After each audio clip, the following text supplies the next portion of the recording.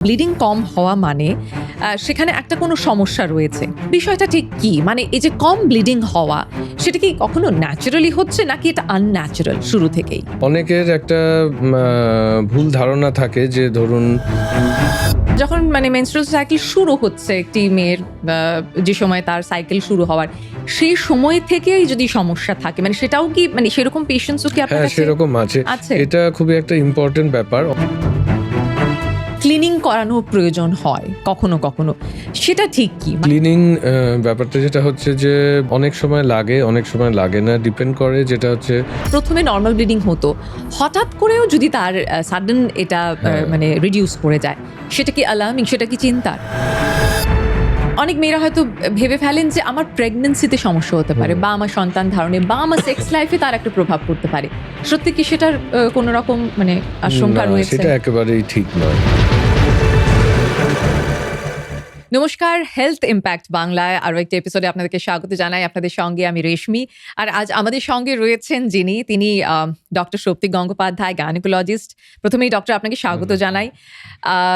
যে বিষয়টা নিয়ে আজকে আমরা আলোচনা করব ডক্টরের সাথে, সেটা হচ্ছে মেনস্ট্রুয়াল সাইকেলে বা পিরিয়ডস যেটাকে আমরা বলি। বিভিন্ন ক্ষেত্রে আমরা দেখেছি কখনো মানে খুব বেশি এক্সেসিভ ব্লিডিংও হয়, আবার অনেক সময় কিন্তু হঠাৎই আমরা দেখি যে ব্লিডিং কম হয়ে গেছে। ক্র্যাম্প ইত্যাদি নানান রকম সমস্যার মধ্যে দিয়ে বা নানান রকম এক্সপেরিয়েন্স একজন মেয়েকে করতে হয়। ডক্টর, আজকে যে বিষয়টাতে আমরা একটু বেশি ফোকাস করব সেটা হচ্ছে যে ব্লিডিং কম হওয়া। সাধারণত এটা একটা আমাদের ধারণা যে ব্লিডিং কম হওয়া মানে সেখানে একটা কোনো সমস্যা রয়েছে। অনেক সময় সেটা মনে করা হয় যে হয়তো সেই যে ব্লাডটা বেরিয়ে যাওয়ার কথা ছিল সেটা তার শরীরের মধ্যেই থেকে যাচ্ছে। অতএব সেখানে তার আরো নানান রকম সমস্যা হতে পারে। বিষয়টা ঠিক কি? মানে এই যে কম ব্লিডিং হওয়া, সেটা কি কখনো ন্যাচারালি হচ্ছে নাকি এটা আনন্যাচারাল শুরু থেকেই? প্রথমত যেটা হচ্ছে যে কম ব্লিডিং হওয়া নিয়ে আমরা সবসময় যখন প্রথমে আসেন আমরা জিজ্ঞেস করি যে এক্স্যাক্টলি জিজ্ঞেস করি যে আপনার ঠিক কতদিন ব্লিডিং চলছে। হুম, অনেকের একটা ভুল ধারণা থাকে যে ধরুন ২-৩ দিন ব্লিডিং হওয়া মানেই খুব কম। তো হুম। এরকম তখন আমরা ওনাদের বোঝাই যে সবসময় সেরকম ব্যাপারটা নয়। আচ্ছা। যে নরমাল আমাদের যে গাইডলাইনস আছে যে ৩ থেকে ৬ দিন ব্লিডিংও নরমাল। হুম, বাট অ্যাবনরমাল তখনই আমরা বলি যে ধরুন ৩ দিনের কম হচ্ছে বা হুম, ওর তো একবারেই ব্লিডিং হচ্ছে না হয়তো সারাদিনে। সেই ক্ষেত্রে আমরা সবসময় বলি যে হ্যাঁ, ব্লিডিং কম। হুম। এবং এক্ষেত্রে ব্লিডিং কম মানে অবশ্যই এটা নরমাল নয়। ওকে। মানে ইন রিপ্রোডাক্টিভ এজ গ্রুপ মানে between 20 to 45 years hmm, of এজে হুম। বিভিন্ন কারণ থাকে যখন প্যাথোলজি থাকে, যখন এই ধরনের ব্লিডিং কম হয় আচ্ছা। এবং সেটা অবশ্যই ট্রিটমেন্ট করা উচিত। এবং ফার্স্টলি যেটা মোস্ট কমন রিজন আজকালকার হুম, দিনে দেখা যায় হুম। যে পিসিওএস। পিসিওএস, হ্যাঁ। সবসময় এটা একটি লাইফস্টাইল ডিসঅর্ডার। অনেকেই ডিউ টু সেডেন্টারি লাইফস্টাইল হুম, বসে থাকেন, হুম। সবসময় এক্সারসাইজ করেন না। তো এক্ষেত্রে অনেকেই ম্যাক্সিমাম দেখা যায় যে অনেক ক্ষেত্রেই ওবেসিটি বা ওভারওয়েট একটা ব্যাপার থাকে। তো রাইট। পিসিওএস সবথেকে কমন কজ। এছাড়াও আমাদের অন্যান্য কজও দেখতে হয়, যেমন তাদের ওনাদের থাইরয়েডের কোনো সমস্যা আছে কিনা হুম। বা অনেক মানে আমি সময় বলছিলাম ডক্টর, যে ধরুন এই এটা কেউ একজন ফেস করতে শুরু করলেন। হুম, হয়তো তার ১ম এ নরমাল ব্লিডিং হতো। হঠাৎ করেও যদি তার সাডেন এটা হ্যাঁ। মানে রিডিউস করে যায়, সেটা কি অ্যালার্মিং? সেটা কি চিন্তার? হ্যাল আ না, ডেফ অবশ্যই তো হ্যাঁ, চিন্তার, হুম, হ্যাঁ। হুম।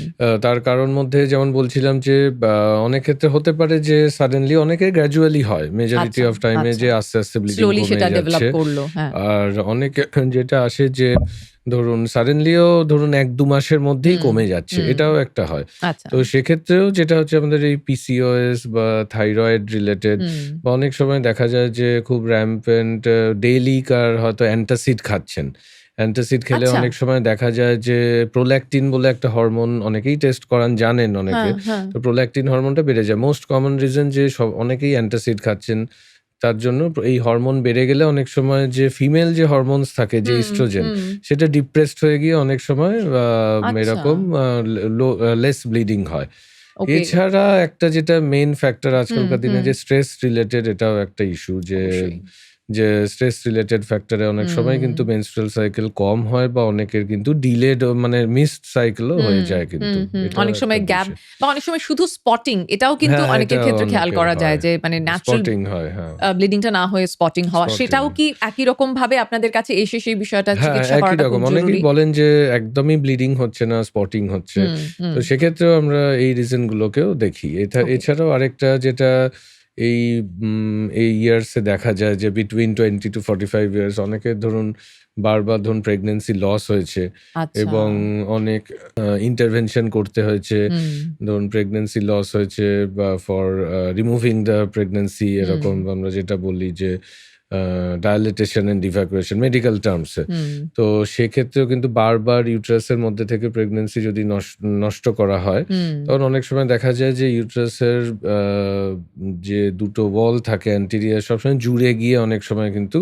আচ্ছা, যেটা তো আমরা পাথটাকে ক্লিনিক্যালি আটকাচ্ছে। বলি যে অ্যাশারম্যান সিনড্রোম। আচ্ছা, তো এক্ষেত্রেও দেখা যায় যে কিন্তু ব্লিডিং হয় না। আচ্ছা। তো হয়তো অনেকেই এরকম কমপ্লেন করেন যে ২-৩ বার অ্যাবরশন হয়েছে। হুম, তো তারপর থেকে তার পরের বছর থেকে আমার এরকম লেস ব্লিডিং এর ইস্যু। তো এক্ষেত্রে দেখা যায় ওকে। এরকম। আরেকটা বিষয় যেটা শোনা যায় যে ক্লিনিং করানো প্রয়োজন হয় কখনো, কখনো। সেটা ঠিক কি? মানে এটা কি ডিরেক্টলি সম্পর্কিত মানে তার ব্লিডিং কম হচ্ছে সেটার সাথে নাকি আরো আনুষঙ্গিক আরো অনেক কারণ রয়েছে যে কারণে তার হয়তো ক্লিনিং এর প্রয়োজন হচ্ছে। কেন সেটা হয়? ক্লিনিং মানে মানে রিলেটেড টু প্রেগন্যান্সি। কারেক্ট।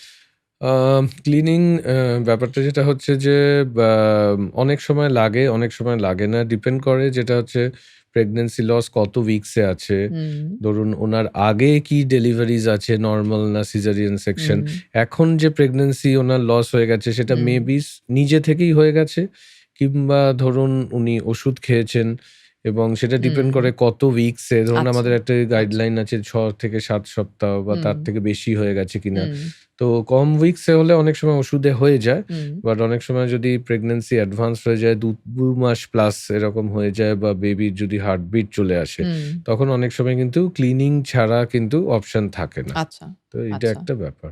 আ এটাও মানে এটা একটা ভ্রান্ত ধারণা কিনা আপনি বলবেন যে যখনই হয়তো কারোর ব্লিডিং কম হচ্ছে, অনেক মেয়েরা হয়তো ভেবে ফেলেন যে আমার প্রেগন্যান্সিতে সমস্যা হতে পারে হুম। বা আমার সন্তান ধারণে বা আমার সেক্স লাইফ এ তার একটা প্রভাব পড়তে পারে।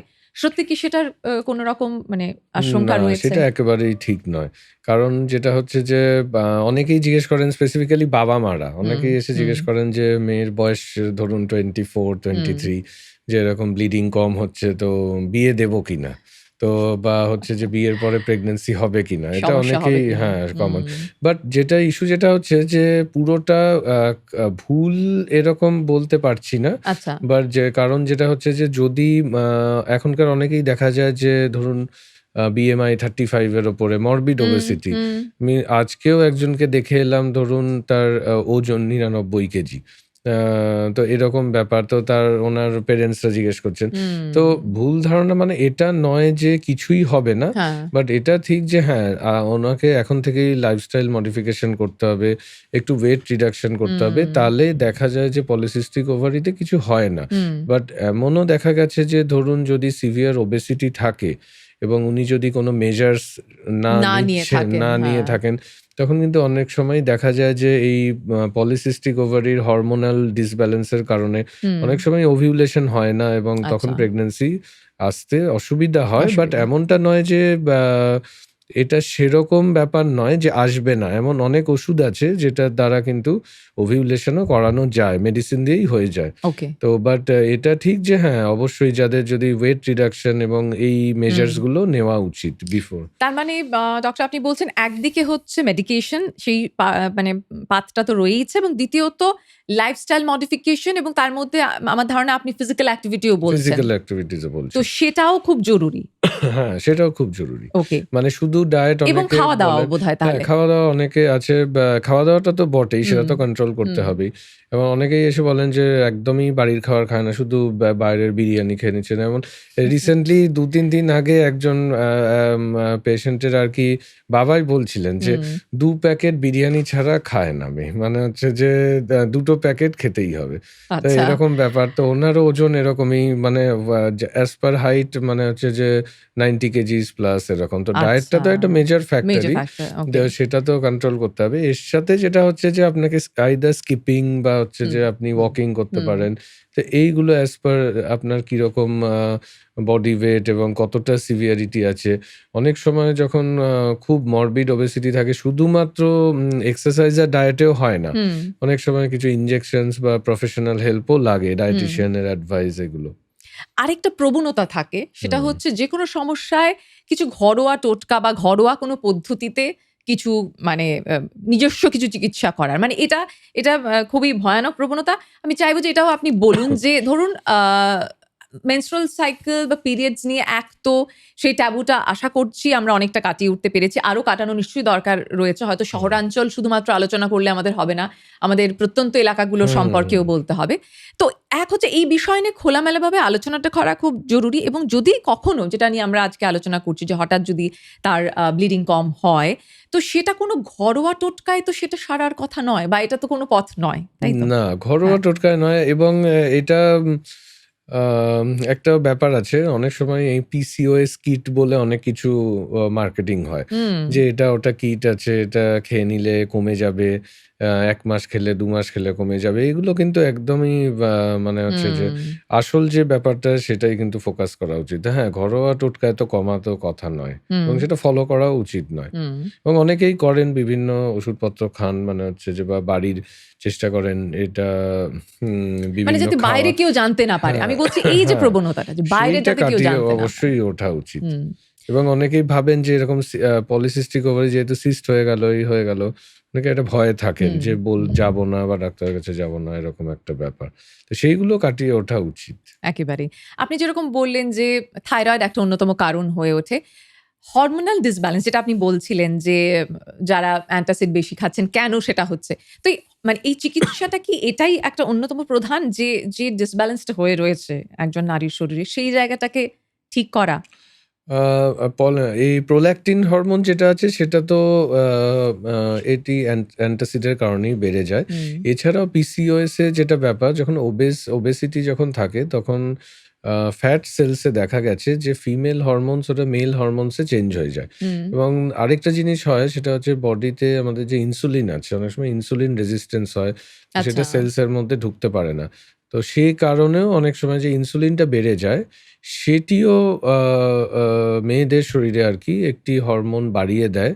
সেটা আবার যেমন হচ্ছে মেল হরমোনস প্রোডাকশন এ বেশি মানে হেল্প করে। তো ওকে। ওভারঅল যে এনভায়রনমেন্ট টা যেটা হুম, আমরা বলি যে ধরুন ফিমেল হরমোনস ইস্ট্রোজেন থাকার হুম, কথা বেশি আর টেস্টোস্টেরন থাকার কথা কম যে মেল হরমোন সেটার রেশিওটা উল্টে যায়। মানে হচ্ছে এই বিভিন্ন এই মেইন পিভাটাল ফ্যাক্টর বিকজ অফ ওবেসিটির জন্য আরকি। ওকে। তো এই হরমোনাল ডিসব্যালেন্সটা হয়ে থাকে। তো সেটা বিভিন্ন ওষুধপত্রের মাধ্যমে সেটা ঠিক করানো হয় হুম, এবং অবশ্যই যে কিছু মেডিকেশনস এড করা হয় যাতে সেই ইনসুলিনের রেজিস্ট্যান্সটা কমে। বাট ওভারঅল যেটা হচ্ছে মেইন ফ্যাক্টর যেটা হচ্ছে ওয়েটটা কমালে এই সব হুম। মেডিসিন আস্তে, আস্তে কমিয়ে দেওয়া আচ্ছা, যেতে পারে। আচ্ছা। আপনি প্রধানত যে বয়স সীমার কথা বলছেন ২০ থেকে ৪৫। হুম। ধরুন যখন মানে মেনস্ট্রুয়াল সাইকেল শুরু হচ্ছে একটি মেয়ের আ যে সময় তার সাইকেল শুরু হওয়ার, সেই সময় থেকেই যদি সমস্যা থাকে মানে সেটাও কি মানে সেরকম পেশেন্টস ও কি আপনার হ্যাঁ, কাছে সেরকম আছে। আছে? এটা খুবই একটা ইম্পোর্টেন্ট ব্যাপার। অনেকেই আসেন আ ধরুন প্যারেন্টসরা আসেন মেয়েদের নিয়ে যে বলেন যে অনেকে বলেন যে মেনস্ট্রুয়েশন একবার হচ্ছে, আবার ধরুন ৩ মাস হচ্ছে না। হুম, বা এটাও একটা ব্যাপার অনেকে বলেন যে খুব কম হচ্ছে হুম, বারবার প্রত্যেকটা সাইকেলে। তো এইখানে আমরা যেটা বলি আরকি যে ইনিশিয়াল যখন মেনস্ট্রুয়েশন স্টার্ট হয়, হুম। তখন কিন্তু এই ফিনোমিনন নরমাল আরকি। আচ্ছা, কারণ আচ্ছা। এই যে মেনস্ট্রুয়েশন যে ব্যাপারটি এটি একটি মানে ব্রেন থেকে একটি হরমোন বেরোয় সেটা ওভারিস বা ডিম্বাশয়ে যায়।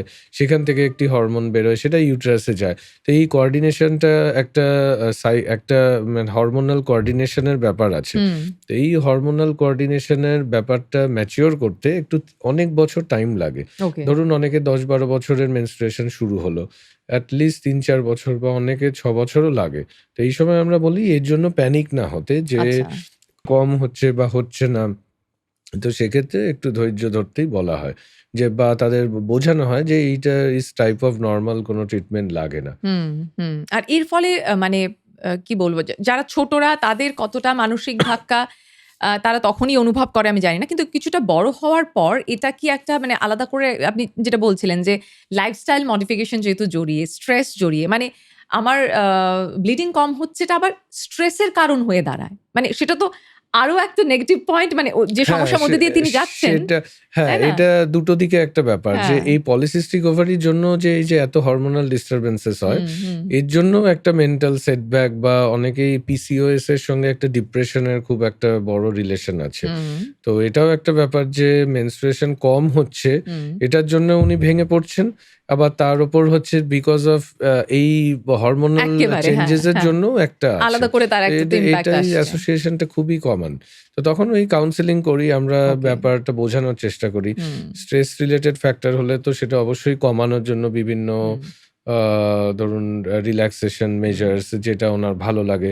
প্লাস এই ব্যাপারে বলা হয় যে আপনি পিসিওএস এর আস্তে, আস্তে ওষুধ খেলে আপনার এই দুটো বিষয়ই আস্তে, আস্তে বেরিয়ে ঠিক আসতে হবে। হ্যাঁ, পারবেন অবশ্যই। একজন। হ্যাঁ। আমি ডক্টর আপনার কাছ থেকে মানে একটাই লাস্টলি চাইবো অফকোর্স আ বাবা-মাদের এখানে একটা বড় ভূমিকা রয়েছে। হুম, তাদেরকে কি বলবেন যে পিরিয়ডিক্যাল যেকোনো সমস্যা সেটা কখনো হতে পারে যে কম ব্লিডিং হচ্ছে, কখনো হুম, অনেকের এক্সেসিভ ব্লিডিং ও হয়। তো সেক্ষেত্রে না ঘাবড়ে গিয়ে ১ম এই মানে আমি বলব যে রিঅ্যাকশন টাইমটা আমি একটু জানতে চাইছি। মানে হুম। কতদিন অপেক্ষা করব, কখন যাব? এটা যদি একটু বলে দেন। আস্তে, আস্তে আ কম ব্লিডিং এর ইস্যুটা যেটা হচ্ছে যে যদি মেয়েরা কমপ্লেইন করেন যে হুম, এরকমভাবে, যেটা বাবা-মাদের খেয়াল রাখা উচিত যে ধরুন যে কম ব্লিডিং কমপ্লেইন হুম, করছেন বা অনেকে যদি বলছেন যে না আমার একবার ব্লিডিং হলো পরের ২ মাসে হলো না। হুম। এটা কিছু মাস দেখে তার সঙ্গে অ্যাসোসিয়েটেড ফিচার্স যেমন ধরুন অনেকে বলেন যে খুব লিথার্জিক মানে হচ্ছে কাজ করতে ইচ্ছা করছে না। অনেকে বলেন ঘুমিয়ে পড়তে ইচ্ছা করছে। আচ্ছা। সারাদিন একটা স্লিপি মানে এরকম লস একটা of energy. Loss of energy এরকম যদি একটা ব্যাপার থাকে। প্লাস যদি দেখছেন যে যাদের মেয়েদের খুব ওজন বেড়ে যাচ্ছে, হুম, খুব হুম, ওজন বেড়ে যাচ্ছে। হুম। অনেক সময় পলিসিস্টিক ওভারিতে দেখা যায় যে একনে বা পিম্পলস এর একটা বা ইস্যু হেয়ারি থাকে। হয়ে যাওয়া। হেয়ার ফল বা হুম, হেয়ারি হয়ে হুম, যাওয়া এইখানে বা সেরকম যদি হেয়ার অ্যাবসোলিউটলি গ্রোথ, এইগুলো ফিচার থাকলে অবশ্যই তো তাড়াতাড়ি রিঅ্যাক্ট কনসালটেশন করতে হবে। হ্যাঁ, করা উচিত। অবশ্যই। এরকমই অনেক বিষয় রয়েছে আমার ধারণা যে আ আরো প্রশ্ন নিশ্চয়ই থাকে আমাদের। সেই প্রশ্নের ভান্ডার নিয়ে আরেকদিন নিশ্চয়ই ডক্টরকে আমরা পাবো। ধন্যবাদ আজকে আমাদের হুম, সাথে থাকার জন্য এবং হুম, যে প্রশ্নের উত্তর আমরা পেলাম। তার পরবর্তীতে আমি যেটা সবসময় বলি যে সত্যি আরো অনেক বিষয় আছে যেখানে সচেতনতা বৃদ্ধির জায়গা রয়েছে। সুস্থতা কে না চায়? সুস্থ থাকার জন্যই তো এই হেলথ ইমপ্যাক্ট বাংলা আপনাদের সামনে একের পর এক এপিসোড নিয়ে আসে। আপনাদের কোনো বিষয় মনে হলে সেটাও জানাবেন বা এই সংক্রান্ত আজকের এই এপিসোড নিয়ে প্রশ্ন থাকলে সেটাও জানাবেন। আমরা সঙ্গে রয়েছি আপনাদের। ধন্যবাদ।